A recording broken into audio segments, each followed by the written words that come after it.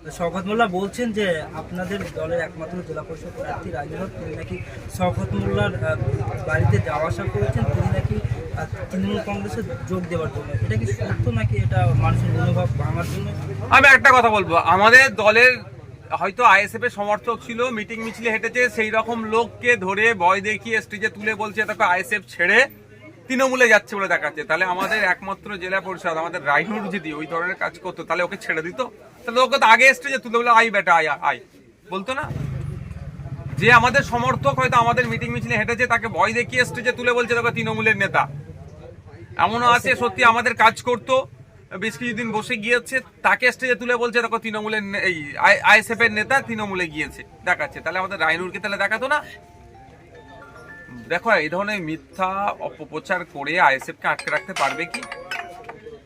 ISF কে আটকে রাখতে পারবে না।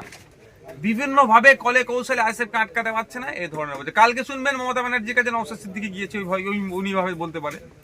কালকে শুনবেন ওনার সাথে নাকি আমি যোগাযোগ করছিলাম দল চেঞ্জ করবো বলে, এটা বলতে পারে আমাদের কর্মীদের মনোভাব ভাঙানোর জন্য। আমরা ইন্ডিয়ান সেকুলার ফ্রন্ট পার্টি করছি কোনো একজনকে দেখে, সেটা হচ্ছে আমাদের দলের প্রতিষ্ঠাতা প্রাণপুরুষ আব্বাস সিদ্দিকী ভাইজানকে দেখে। কে কোন দিকে গেল কোন দিকে আসলো তাই আমরা কারো দেখা সেটাতে আমরা প্রশ্ন করি না। আমরা দেখি কাকে? পিরজাদা আব্বাস সিদ্দিকী ভাইজানকে। ভাইজান 26 বিধানসভার প্রস্তুতি কেমন নিচ্ছে?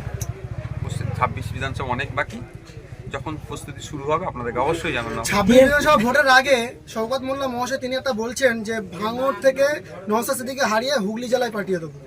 এই নিয়ে বিস্ফোরক মন্তব্য করছে। অনেক কিছু বললেন, অনেক কিছু বলেছিলেন।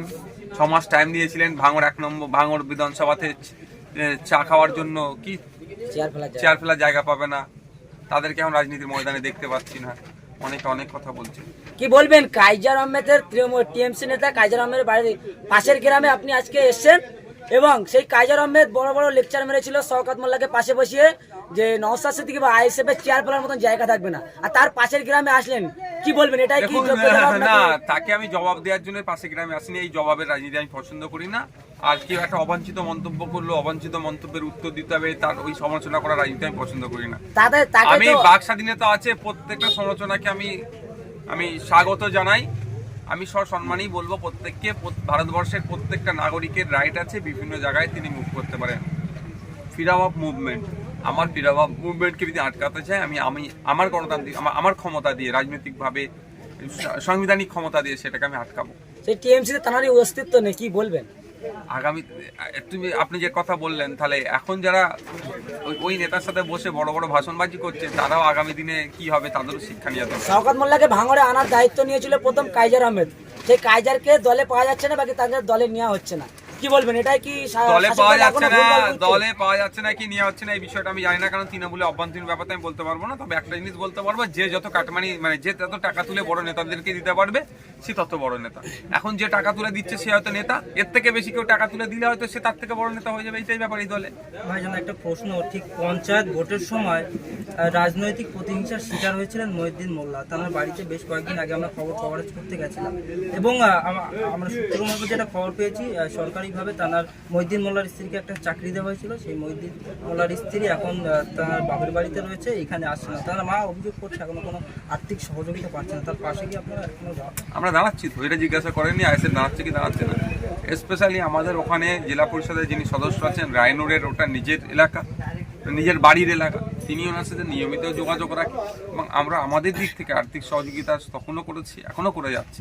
এবার যে চাকরির ক্ষেত্রে বলছেন, আমরা তো আর ধরে তাকে আর এনে ফিরিয়ে এরকম করতে পারি, ওটা মানবিকতার দিক থাকে। তিনি কি করবেন ওটা আমি জোর করতে পারি না, ও ক্ষেত্রে আমার সেই রাইটটা ওই ধরনের রাইট নাই।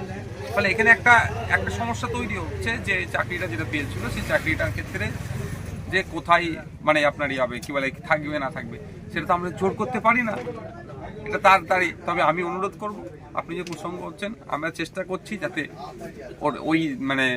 ওই ফ্যামিলিটা যাতে বাঁচে, সেই জন্য ওই যে আমাদের যিনি আমাদের ফোন করেছে তার স্ত্রী যাতে এদেরকে নিয়েও চলে, অর্থাৎ ওই চাকরির একটা মাইনে থেকে একটা কিছু অংশ যাতে এদের সংসার চালানোর জন্য খরচ দেয়, সে বিষয়টা আমরা আলোচনা করছি।